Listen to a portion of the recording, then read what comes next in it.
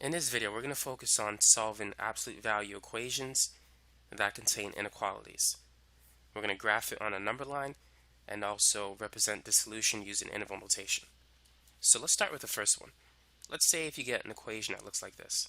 The absolute value of x plus 3 is greater than 4. How can we solve for x? So what we need to do is write two equations.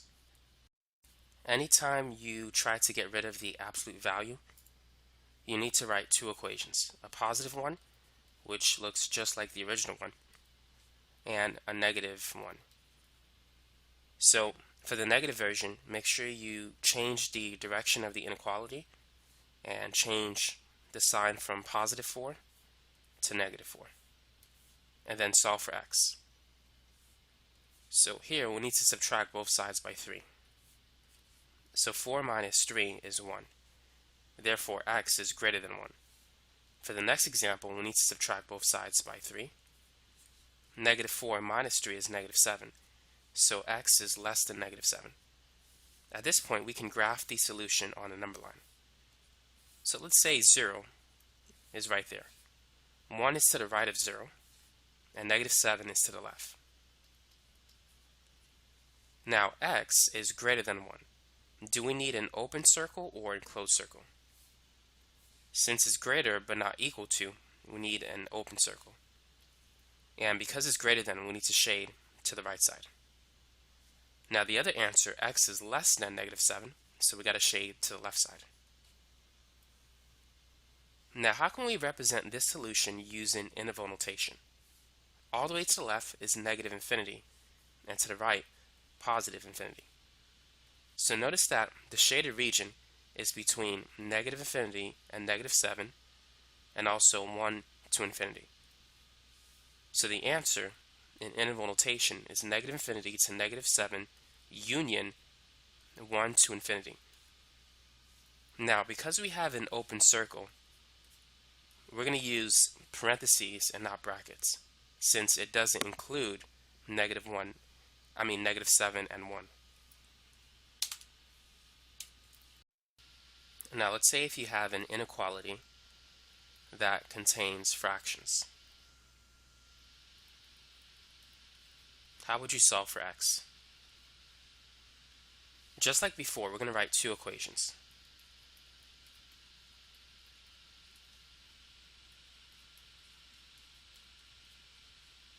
One is going to be greater than 5, the other is going to be less than negative 5. Don't forget to change the sign as well as the inequality. Now let's focus on the one on the left. What's the first thing that we should do to make our lives easier? If you have fractions, it's best to multiply by a number that's going to clear away the fraction. So we need a number that can go into, or that is a multiple of 3 and 4. What is the least common multiple of 3 and 4? If you're not sure, multiply the two numbers. So 12 is going to work. Now let's distribute 12 to every term in this expression. So what's 12 times 2 over 3x? Or what's 12 times 2/3? So we can do 2 times 12, which is 24, divided by 3, which is 8. Or we could say 12 divided by 3 is 4. 4 times 2 is 8. Either case, it's 8x. Now what's 12 times 1/4? Or 12 divided by 4? So this is going to be 3. And 5 times 12 is 60. So now we can solve for x. Let's add 3 to both sides. So 8x is greater than 63. And if we divide both sides by 8, x is greater than 63 over 8. So this is the first answer. And now let's do the same for the left side. Let's multiply everything by 12.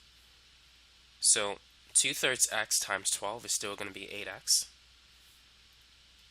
12 times 1/4 is still 3. And 12 times negative 5 is negative 60. So let's add 3.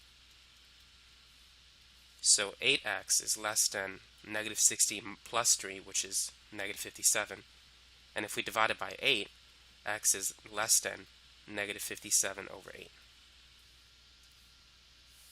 So now let's graph the solution on a number line.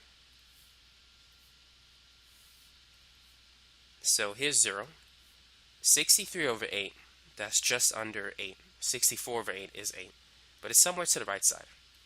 Negative 57 over 8 is somewhere on the left side.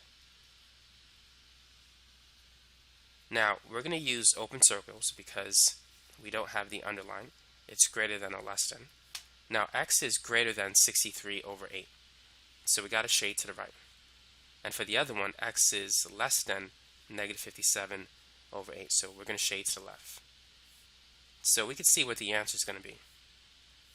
It's going to be from negative infinity to negative 57 over 8, union 63 over 8 to infinity.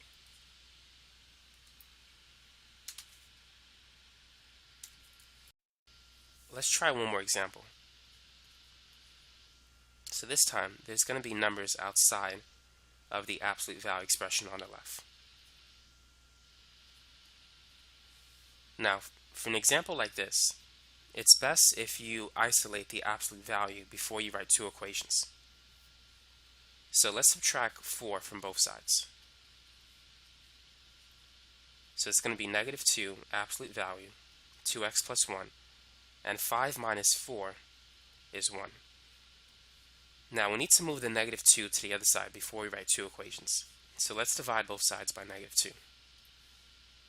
So then the absolute value of 2x plus 1 is greater than negative 1/2. When you multiply or divide by a negative number, the direction of the inequality changes sign. So now at this point we can write two equations.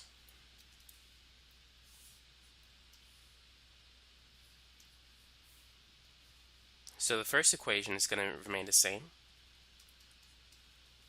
And the second equation, we need to change the direction of the inequality and change the sign from negative to positive 1/2.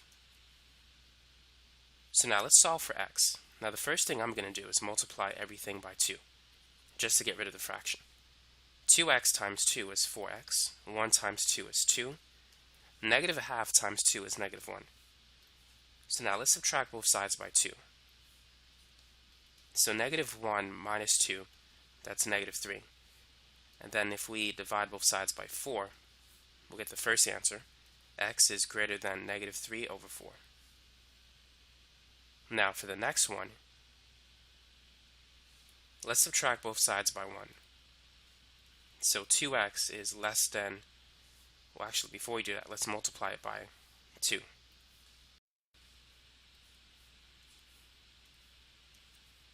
So it's going to be 4x plus 2 is less than 1. So if we subtract both sides by 2, 1 minus 2 is negative 1. Divide by 4. X is less than negative 1/4. Now let's plot it on a number line.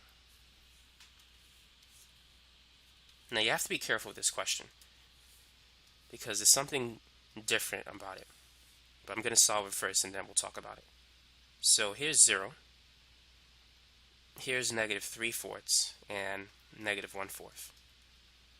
So x is greater than negative 1/4. That means we got an open circle and we have the shade to the right. Now x is less than negative 1/4, so that's an open circle and that we have the shade to the left. Notice that we're shading everywhere. The blue line touches negative 3 over 4, so that includes negative 3 over 4.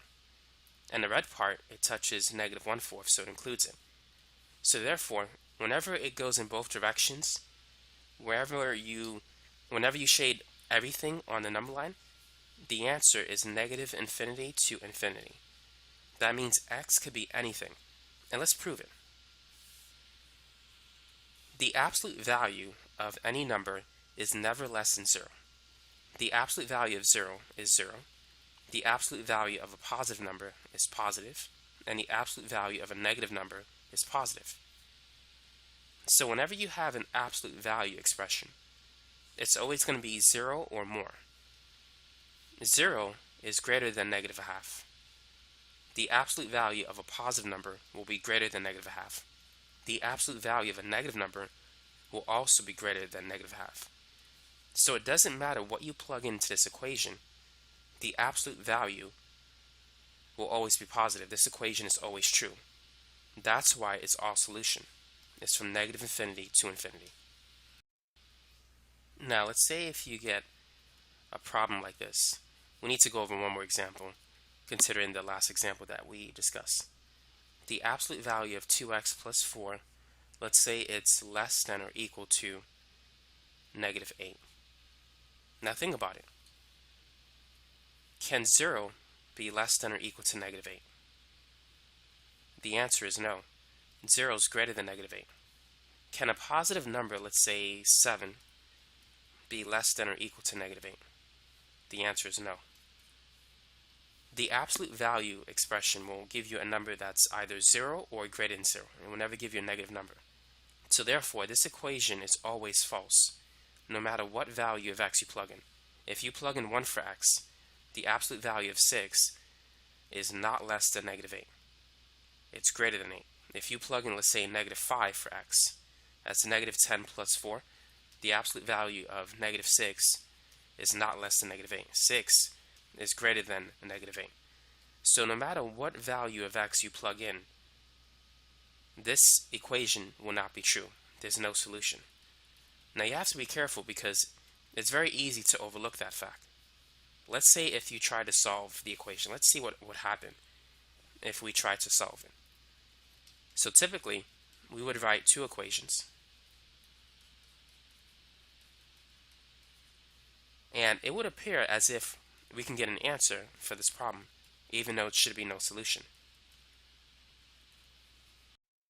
If we divide by 2 on the left side, x is less than or equal to negative 6. For the right side, if we divide by 2, x is equal to or greater than 2. So, if we plot it, x is greater than or equal to 2, so we need to shade to the right. X is less than or equal to negative 6. So it looks like this is okay. But if we plug in 3 into the equation, 3 appears to be a solution. If we plug in 3, 2 times 3 is 6 plus 4 is 10. 10 is not less than negative 8. 10 is greater than negative 8. So this is false. If you plug in negative 8 or negative 9, that's negative 18 plus 4, which is negative 14. The absolute value of negative 14 is not less than negative 8. 14 is greater than negative 8. So it's not going to be true. So be careful with absolute value functions that is less than or equal to a negative number, because those are the ones that are not true. If it's greater than or equal to a negative number, that could work. Or if it's less than or equal to or greater than or equal to a positive number, that could work. But watch out for the ones where it's less than or equal to a negative number. It's not going to work.